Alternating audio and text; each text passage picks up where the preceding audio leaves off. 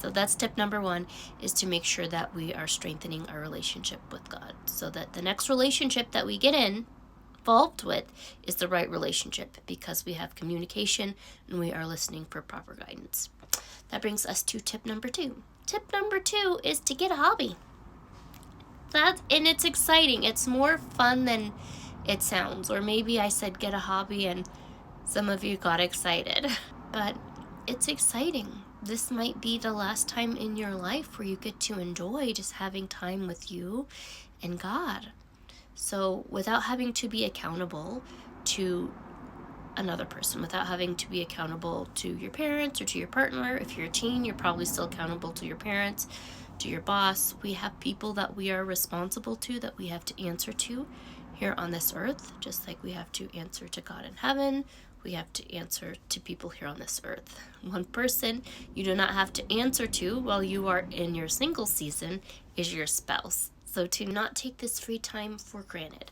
So what do you like to do with you, or maybe with your friends? It could be painting, bicycling, maybe there's a sport that you enjoy, maybe you like to cook, maybe there are some shows, Christian shows, that you like to watch in your free time, or maybe you want to study a new language or learn a new instrument that you could play. Maybe you're interested in traveling. Those are some of the things that we can do, especially if we're looking at traveling the world or picking up a new hobby that we can engage in this activity in the evening. Those are things that it's a little more challenging to do once you have a significant other or a family at home. So to make sure that we are enjoying our free time while we have it. And so getting a hobby can be a good distraction or something healthy to occupy your time while you're waiting on the relationship that God has for you. And I've had couples, I've spoken with young people while they were in the middle of their hobby.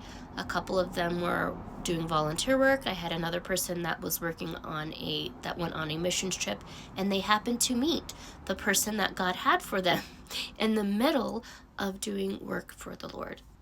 So that happens to be a double bonus. That's not going to happen for everyone, but getting a good hobby can be very rewarding. That brings us to tip number 3.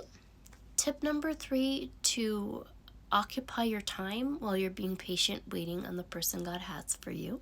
Tip number 3 is to keep moving forward by praying for them and by working on your own personal growth and development. So when that person comes to you, you'll be ready. If that includes working on your confidence, working out, making sure that you are already developing our close